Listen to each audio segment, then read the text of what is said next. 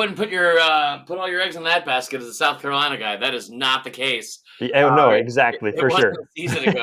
I always say this, like you're not wrong, and that's a logical way to look at it. But in this sport, especially, there's so many logic and reason usually fly out the window at the Yeah, very beginning. It's like anytime the NCAA or the college football playoff committee is involved, the last thing I expect is them to do the right thing. And yeah, like, and I'm not saying that even to be funny. It's I just like it is.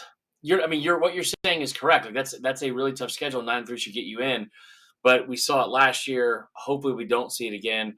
I think 4-2 in the last six is probably what they need to shoot for. You're right. I'll tell you this too. Here's the one thing that people don't really understand with the Texas thing, or it feels like to me at least, which is you're right. People have kind of discarded them and think that they're not any good. Um, and that's fine. Like they haven't played very well, and so they don't deserve to be super high like on power rankings or whatever until were able to prove that what they put on the field this year is not anywhere close to what people were saying they were going to be at the start of the year. But a lot of their issues as like the perception and optics of like, oh, Texas isn't any good.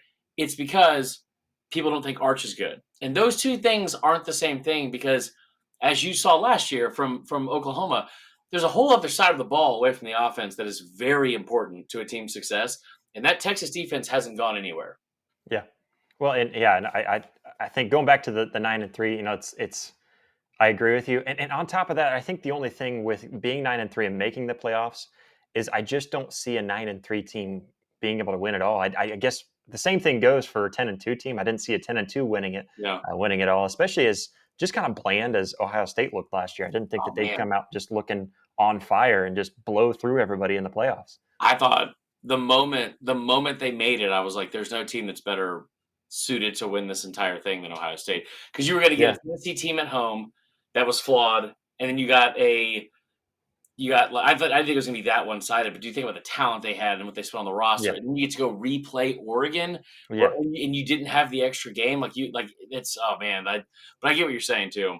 Yeah, well, and I think they were the most well equipped, but during the season, they just didn't show No, being that team. They didn't show off exactly what they showed in the playoffs. But, anyways, kind of going down for Oklahoma. Obviously, the big one is the running game. That's mm, been one all season long. It's just been completely silent. Now, just about everyone is speaking up and saying Jaden Knott is more of a liability being on the field, which is not what anyone saw coming. I think when you look at that running back room, it now is starting to become a question: why are certain players not being played? And I know today Ben Arbuckle was questioned about Javante Barnes not playing yeah, enough, especially last week when you were basically running the air raid offense, and he is your blocking back. And then Taylor Tatum just not really back to his full self for some reason. And there's a lot more behind the scenes that I think any of us really understand what's going on there. With this team, I think when you look at South Carolina right now and what they've done on defense, it seems like this is the week that if you're going to try to get that run game going, this might be the week to go ahead and give it a shot and try to do something. yeah. I hate that so much. I hate that being the get right game.